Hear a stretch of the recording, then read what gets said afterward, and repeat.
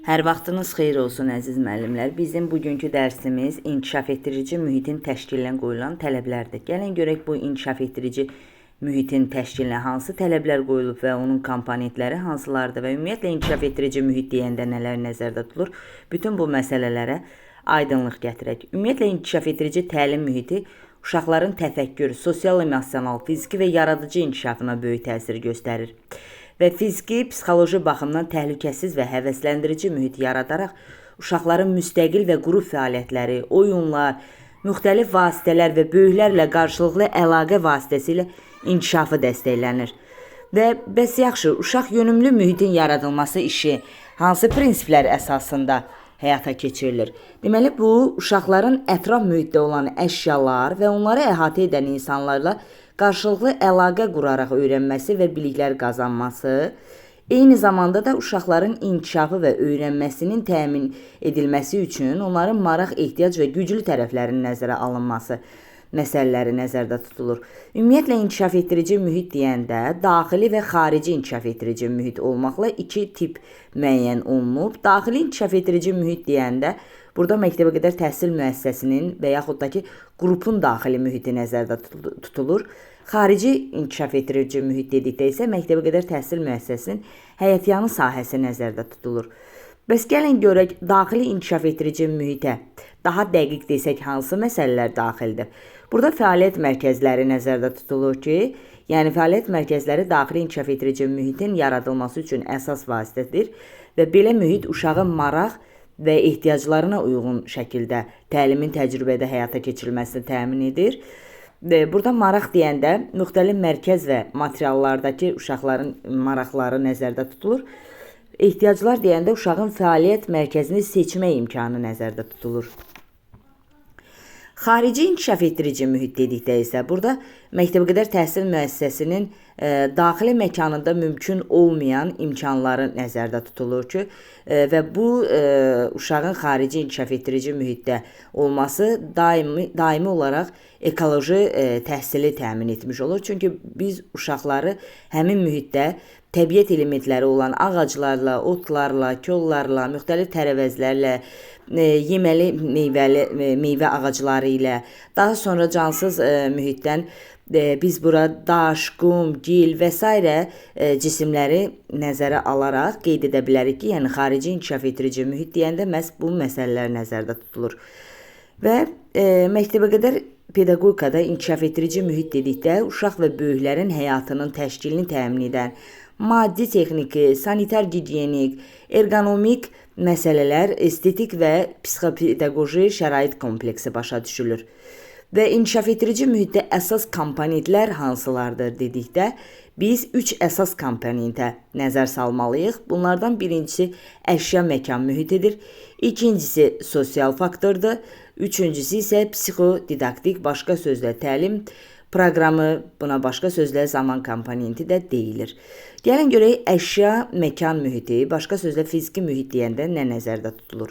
Ümumiyyətlə, fiziki mühit dedikdə otaqda olan mebellər, əşyaların yerləşdirilməsi, ümumi dizayn, fəaliyyət mərkəzləri, materiallar, inventar nəzərdə tutulur və əşya məkan mühiti təlim sahələrinin inteqrasiyası prinsipinin nəzərə alınması ilə seçilməlidir.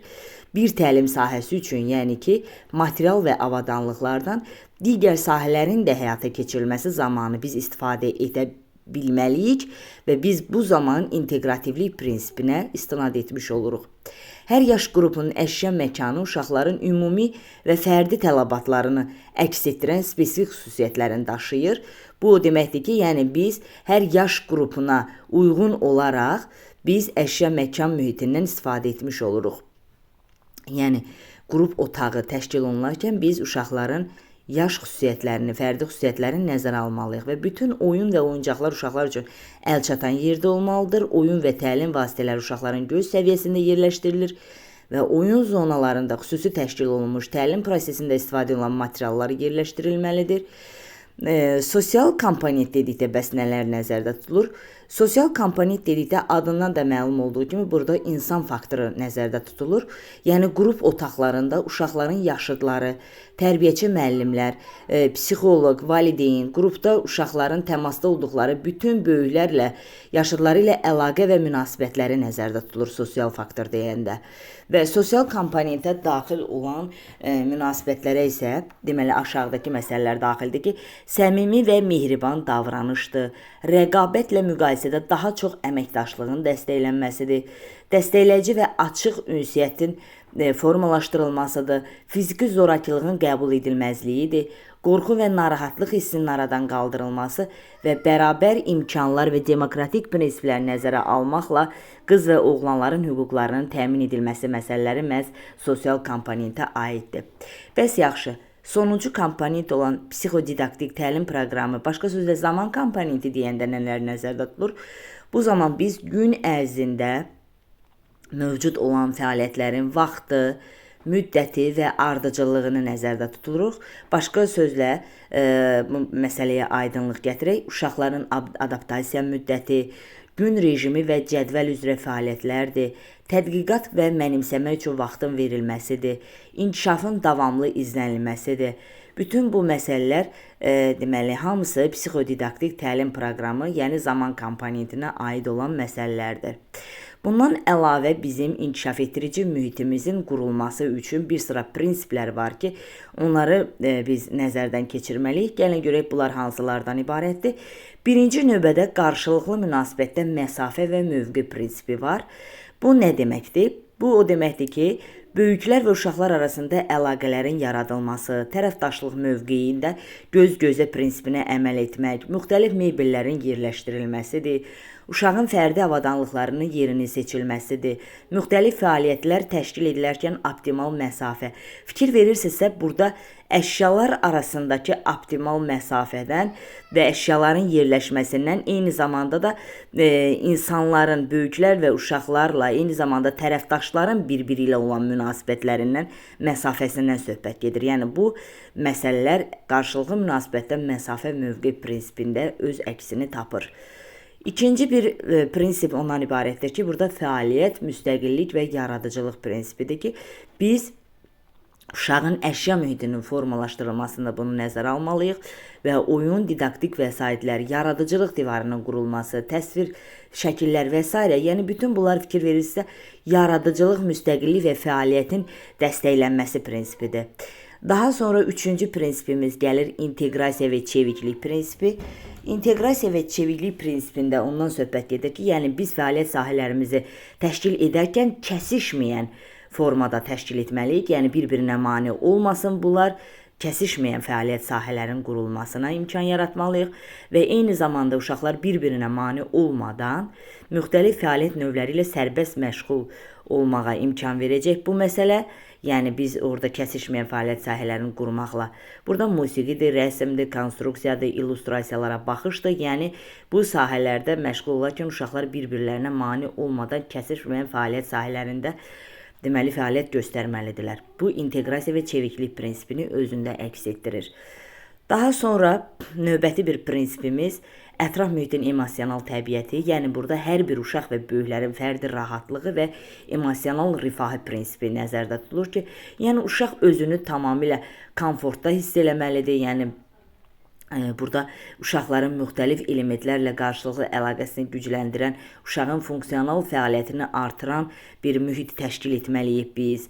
Ondan sonra mühitin yaradılması zamanı tam dəyərli mən obrazının inkişafının formalaşdırılması üçün şərtləri nəzərə almalıyıq. Yəni burada uşağın eyni zamanda da psixi cəhətdən özünü tamamilə rahat hiss edə biləcəyi bir mühit, yəni qorxu, hürkü hissi olmamalıdır. Uşaqların özünə inam hissinin formalaşdırılması üçün, mən obrazının inkişaf etdirilməsi üçün biz onlar üçün tamamilə onların fərdi rahatlığını, emosional rifahını təmin edə biləcək bir mühit qurmalıyıq. Bu, yəni fərdi rahatlıq və emosional rifah prinsipidir. Biz yəni bu prinsipə istinad edərək biz bu mühiti qurmalıyıq. Ətraf mühitin estetik təşkilində əldə edilmiş, daha doğrusu adət edilmiş və qeyri-adi elementlərin birləşdirilməsi prinsipin danışaq ki, burada yəni ki, biz müxtəlif heykəllər, etüdlər, estamplar, mücərrəd və yarım real heykəllər təsvir etmək vacibdir ki, yəni bunlar vasitəsilə biz bu uşağa həm qrafika dilinin əsasları və eyni zamanda da müxtəlif mədəniyyətlər haqqında məlumat vermiş oluruq. Şərq mədəniyyəti, Avropa mədəniyyəti, Afrika haqqında, yəni müxtəlif mədəniyyətlərə məxsus olan biz deməli elementləri inkişaf etdirici mühitimizə daxil etməliyik. Burada yəni adət edilmiş, yəni ənənəvi, qədim əşyalar da nəzərdə tutulur, eyni zamanda müasir məsələlərə də deməli diqqət yetirib həmin o əşyalardan, müasir qeyri-adi elementlərdən də inkişaf etdirici mühitimizə yerləşdirməliyik. Daha sonra bizim növbəti prinsipimiz gəlir, açıqlıq, qapalılıq prinsipidir. Bu prinsipdə uşaqların deməli yaşına uyğun olaraq hazırlanan ekoloji zonalarda gündəlik işdir, müşahidə və təcrübə tədricən təbiətdən yalnız həzz almaq yox, eyni zamanda ona heyran olmaq deyil, həm də kömək, qayğı, qorunma və s. kimi fəaliyyətlər açıqlanır burada. Həm də ikinci aspekt mədəniyyətə açıqlıqdır, üçüncü aspekt cəmiyyətə açıqlıqdır, təbiətə açıqlıq və insanla təbiətin birliyi var burada. Dördüncü məsələ isə öz daxili dünyasının açıqlığıdır, yəni mən formalaşması. Deməli, açıqlıq, qapalılıq prinsipi deyəndə burada nə nəzərdə tutulur? Yəni, uşaq təbiətə, eyni zamanda insanlara açıq olmalıdır. İkinci aspekt mədəniyyətə açıqlıqdır, üçüncü aspekt cəmiyyətə açıqlıqdır və dördüncü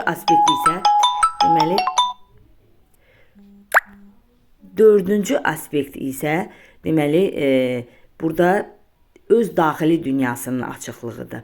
Mən formalaşmasıdır. Yəni biz uşağa elə bir vəziyyət, şərait yaratmalıyıq ki, uşaq bu zaman özünə inam hissi olsun, özünü ifadə etməyi bacarsın. Açıqlıq o deməkdir ki, yəni ki, biz normal qəbul etdirməliyik müxtəlif mədəniyyətləri uşaqlara, cəmiyyətin müxtəlif üzvlərinə münasibəti normal qəbul etdirməliyik.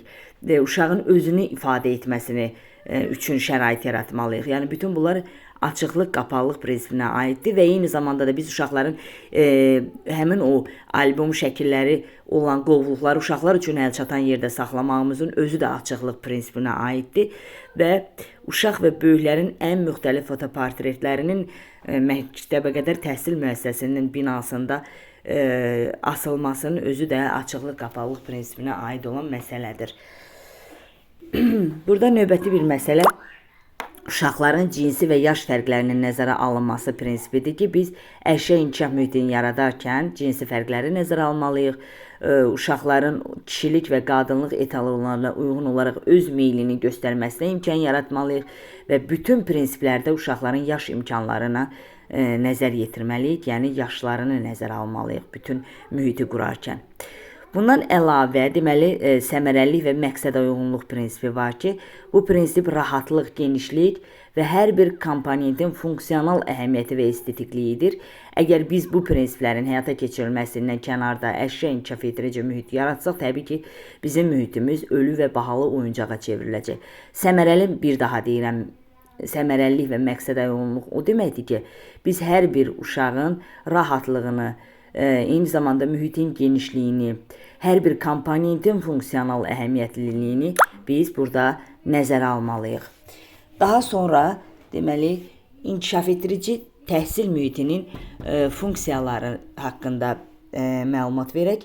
Deməli, inkişaf etdirici təhsil mühitinin funksiyaları deyəndə bizim bir tərbiyəçi müəllim olaraq, təhsil verən olaraq uşaqlar üçün inkişaf etdirici mühitdə yarada biləcəyimiz həmin o geniş imkanların bizim üzərimizə düşən hissələrindən danışmaq istəyirəm ki, yəni bu mühitləri biz yaratmalıyıq. Bu bizim vəzifəmizdir və bizim funksiyamızdır.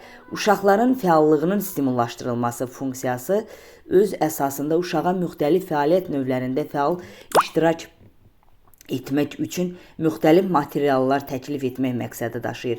Yəni uşaqların fəallığını biz stimullaşdırmaq üçün onlara müxtəlif formalarda oyuncaqlar, müxtəlif materiallar təklif etməliyik ki, onların da fəallığı stimullaşsın. İnformasiya funksiyasında biz hər bir əşyanın nədən ibarət olduğunu, nə üçün istifadə olunduğunu uşaqlara anlatmalıyıq. Hər bir əşya barədə informasiya verməliyik. Yəni bu təbii ki, hər bir əşya informasiya ötürücüsüdür və biz bu zaman informasiya funksiyasını icra etmiş oluruq. Psixoloji sağlamlığın qorunması funksiyasında burada nədən söhbət gedir? Deməli, burada azad sahə və yaxud da təklik güşəsi üçün uşaqlara fəaliyyət imkanları yaratmalıyıq. Yəni kim istəsə fərdi şəkildə həmin o fəaliyyət güşələrində məşğul ola bilər. Kim də istəsə kollektiv formada azad sahədə məşğul ola bilər. Azad sahə və təklik güşəsi sözləri məhz psixoloji sağlamlığın qorunması funksiyasının bir açar sözü kimi yadımızda qalsın. Təşkilati funksiya isə deyəndə biz uşaqların məhz bu fərdi xüsusiyyətləridir, ehtiyaclarıdır, istək və qabiliyyətlərini nəzərə almalıyıq və bundan ötürü yaxın inkişaf zonası yaratmalıyıq. Yəni uşaqlara müxtəlif fəaliyyətləri icra etmələri üçün biz müxtəlif cür materiallar təklif etməliyik və həmin materialları da təbii ki, onlara nə məqsədlə istifadə olunduğu barədə məlumat verməliyik. Ümumiyyətlə, yəni yaxın inkişaf zonası o deməkdir ki, biz uşaqları inkişaf etdirməyi həmin o prosesi təşkil edək və hər bir müəllim, hər bir tərbiyəçi uşağın daima yanında olub ona yeni nələrsə öyrətsin. Yəni onun inkişafını təşkil etsin. Yaxın inkişaf zonası sözü də biz bilirik ki, Vygotsky'nin sosial inkişaf adlı deməli nəzəriyyəsindəndir və həmin o nəzəriyyənin terminidir. Yaxın inkişaf zonasını da biz təşkilati funksiya ilə açar söz olaraq yadımızda saxlaya bilərik. Tərbiyəvi funksiyada isə biz insani münasibətlərdir, əməkdaşlıq əlaqələrdir, müsbət münasibətlərdir, mütəşəkkil davranışdır, qayğıkeş münasibətlərdir. Bütün bu məsələlərin, bu mühiti yaratmaqla biz tərbiyəvi funksiyanı icra etmiş olduq. Bəs yaxşı, biz aktual inkişaf zonasına uşağı necə gətirməliyik, hansı funksiyadan istifadə etməklə? Təbii ki, inkişaf funksiyasını biz əldə rəhbər tuturuq. Burada aktual inkişaf zonasına uyğun olmalıdır hər bir uşağın fəaliyyət mühiti, yəni onu öyrətməlidir, yaxın inkişaf zonasında olmalıdır. Deməli, bundan əlavə biz hansı məsələlərə diqqət yetirməliyik? Bura qədər bizim funksiyalarımız oldu. Bir daha qeyd edirəm, uşaqların fəallığının stimullaşdırılması funksiyası, informasiya funksiyası, psixoloji sağlamlığın qorunması funksiyası, təşkilati funksiya, tərbiyəvi funksiya, inkişaf funksiyası. Bunlar funksiyalarımızdır. Bəs yaxşı, daxili inkişaf etdirici mühitimizin əsas məsələləri olan güşələr hansı şərtlər nəzərə alınmaqla qurulur? Bunlar iki əsas məsələdir. Uşaqların maraq və inkişaf ehtiyacları, bir də məktəbəqədər təhsil müəssisəsində mövcud olan təlim resursları. Bu iki şərt nəzərə alınmaqla güşələri təşkil edirik. Bəs güşələr hansılardır? Riyaziyyat güşəsi, kitab güşəsi, stol üstü oyunlar güşəsi, elm güşəsi, təsviri fəaliyyət güşəsi, qum və su güşəsidir, tikinti materialları güşəsidir, sujetli rollu oyunlar güşəsidir, məişət təsərrüfat güşəsidir, milli güşə, gəlinci güşəsi, nəqliyyat güşəsi, təbiət güşəsi və ən nihayət məktəbə hazırlıq qrupuna məxsus olan əl əməyi güşələri. Yəni bütün bunlar bizim güşələrimizdir. Təbii ki, bu güşələr yaş qrupları nəzərə alınmaqla təşkil olunur. Burada bir məsələni qeyd etmək istəyirəm ki, fəaliyyət mərkəzləri ki var, açıq havada yaradılması da bəziləri mümkündür. Oyun növləri üçün, misal üçün dırmaşma, sürüşmə, qaçış və s. bütün bunlar açıq məkandan istifadə olunur. Və bundan əlavə kitablarla, bədii və musiqili materiallarla məşğələlər, elmi təcrübələr, bloklarla qurma, bunların hamısı açıq havada da təşkil edilə bilər. Dəstəkləyici mühiti müəllim, tərbiyəçi müəllim olaraq uğurlu qurulmasını istəyiriksə, biz bir sıra şərtlərə əməl etməliyik ki, yetərincə çevik olmalıyıq, çətinliklərdən qorxmamalıyıq, müxtəlif yanaşmalardan istifadə etməliyik, fərdi müxtəlifliyə hörmət etməliyik, kollektivlə əməkdaşlıq etməliyik, onları dinləməliyik, təkliflərini qəbul etməyə hazır olmalıyıq. özümüzü qrupda inamlı hiss etməliyik və digər müəllimlərlə də bir komandada işləməyə hazır olmalıyıq. Bəs yaxşı, biz mərkəzləri daimi olaraq fəal təlim məkanı kimi saxlamaq üçün nə etməliyik? Bundan ötürü mərkəzdəki materialları vaxtaşırı dəyişməliyik. Bacarıqları inkişaf etdirmək üçün çox mərhələli fəaliyyətlər planlaşdırmalıyıq. Materialları bir-bir təqdim etməliyik, izah verməliyik, nə üçün istifadə olunur. Onlara qulluq və istifadə qaydalarını izah etməliyik. Bundan əlavə əşyaların harada olduğunu göstərmək, təmizlənməsini asanlaşdırmaq üçün etiketlər və şəkillərdən istifadə etməliyik. Çünki onlar deməli cümlələri oxuya bilmirlər, sözlü şəkildə yox. Yəni bütün bunları etiket və şəkillərdən istifadə yolu ilə biz onlara izah etməliyik. Materialları daimi olaraq işlək vəziyyətdə saxlamalıyıq. Misal üçün qurumuş markerlər dəyişdirməliyik. Batariyası bitmiş oyuncağı yenidən batareya qoşulmalıdır ki, daimi olaraq işlək vəziyyətdə olsun uşaqlar və fəal təlim məkanı kimi daimə mərkəzlərimizdən istifadə edə bilsinlər. Bu qədər əziz müəllimlər, hər birinizə uğurlar arzu edirəm. Hələlik.